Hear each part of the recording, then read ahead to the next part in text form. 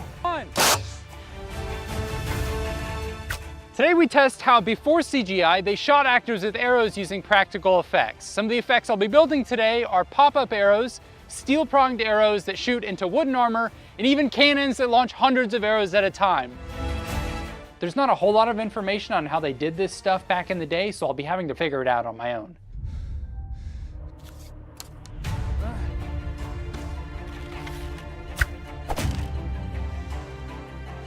The first method of getting shot by an arrow is the pop-up rig. I've got monofilament rigged to this pop-up on the shield, and it's anchored to my belt loop. So now when I raise the shield, it pops out.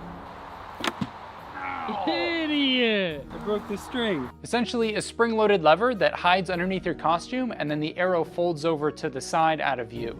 It doesn't work if the arrow is visible the whole time it's flipping up. It needs to swing out towards the camera so that it's foreshortened as it pops up. All I had to go off of was this illustration from a book, so I 3D printed my own interpretation.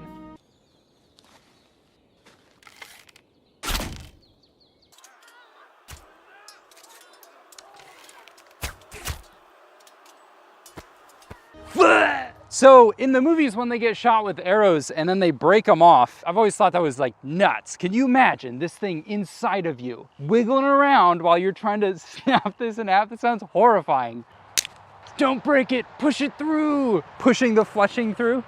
So one of the crazier ways that before CGI they would make it look like an actor got shot with an arrow is they would have the actor wear special protective armor under their costume and then would shoot them with an actual arrow. But these weren't just any arrows, they were tipped with hardened steel spikes so that they would stick into the actor's armor. You're probably thinking, that's wild. Why would they take the risk and not just use a pop-up rig? Well, pop-up rigs don't work with every camera angle. Steel-pronged arrows are great for straight-on shots when the pop-up rig couldn't be hidden. In Braveheart, one of my favorites, they used pronged arrows a ton, and you can notice them if you watch it back frame by frame. Lots of arrows shot at shields. One guy you can see grab the pad on his thigh. One dude takes one in the foot. And a lot of shots where the arrow is already placed on the body and they just sell it with a quick cut and a reaction. Oh, and I forgot to mention, the trick to making this shot safe is guiding it with a wire, although they didn't always use this safety measure. In this case, I used monofilament. This way we can be almost certain where the arrow will land every time. So this bow is only a 30-pound draw. I chose a pretty lightweight bow because it's just for camera and only needs to look convincing to the unkeen eye. It's not like I'll actually be killing Yurikai with this thing. A lightweight bow probably makes the actor look more proficient than they actually are. I know I could use all the help I could get. I've only been shooting this thing for like 2 months now. So I gotta make some wooden body armor to protect me against the steel-pronged arrows. I've been referencing this book called Secrets of Hollywood Special Effects, and they call out their old school recipe for body armor, which is 1.5 inches hardwood, backed up by 1/8 inch steel, backed up by heavy sheep's wool and leather padding. I think that is incredibly overkill. 1/8 inch of steel, that's a bit much. I think most of that is just to make the actors feel better about getting shot by an arrow. And from my testing here with my arrows, the way I'm shooting them into plywood, I think 1.5 inches of plywood is gonna be totally sufficient. A little close to the neck, bud. Big close. Before I possibly put this armor on, I wanna test and see just how reliable this string is, because it might not be worth me catching an arrow in the throat. Oh my. We'll see. So I'm gonna have my stunt double, Tom Bruce, stand in for me as a test dummy. When they talk about doing this effect in the book, they say that an effects person would hold the end of the monofilament by hand so that they can move around with the actor as they're moving and keeping it taut at the same time. And then once they shoot, they can let go of the line and then the actor's free to move and fall over and do whatever. The book also says they used to do this shot without a wire, so freehand, but using an air gun. The author said they once shot an actor from 12 feet without a wire, so let's pace that out. For someone who just picked up archery last month, this is kind of concerning. I don't need a full draw for this. So let's give this a shot on Tom Bruce. Oof. So anyways, let's strap that thing on me and give it a shot. That's not obvious at all, isn't it? Okay, so the plan is I step back and pull this taut. The light stand is now held back by the sandbag. Yeah. You kind of don't even need to shoot it. No, we need to shoot. Okay. You should just a tad harder this time. I gotta work on my acting, but that's crazy.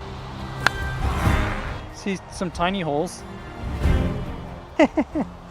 This is crazy. This used to be normal practice in movies apparently before CGI. I'm sure they still use it in niche cases now if they want a certain look.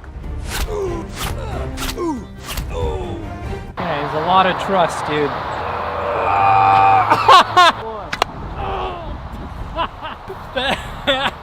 There's an arrow in your butt. What? That was 100% not acting. So it turns out that archery in real life doesn't really sound like it does in the movies. In fact, it doesn't really sound like much at all. It's kind of underwhelming. In my very limited experience, bowstrings don't seem to creak at all. In fact, here's what it sounds like. Nothing. For this shot, I tied the monofilament to my bootlaces.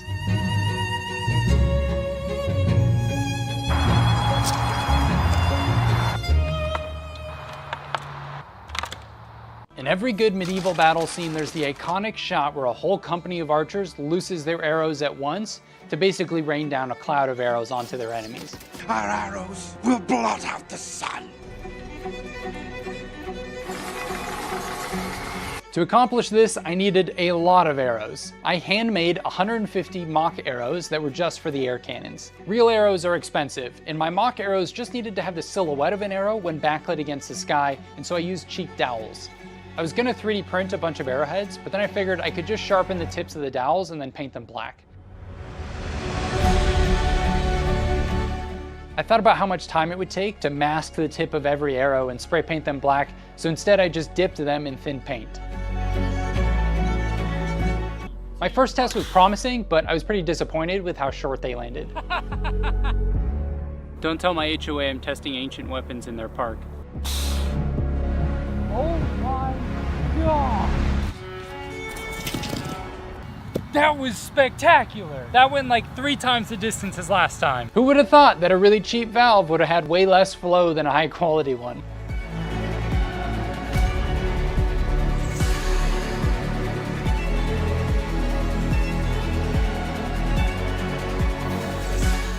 And 3, 2, 1.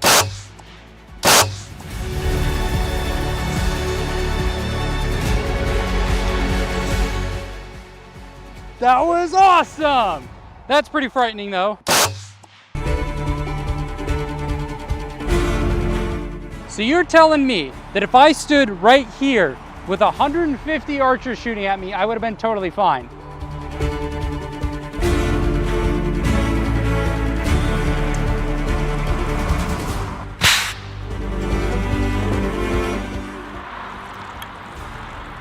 Let's freaking go! That was the money shot. Panning through the sky, just like every ancient warfare movie ever.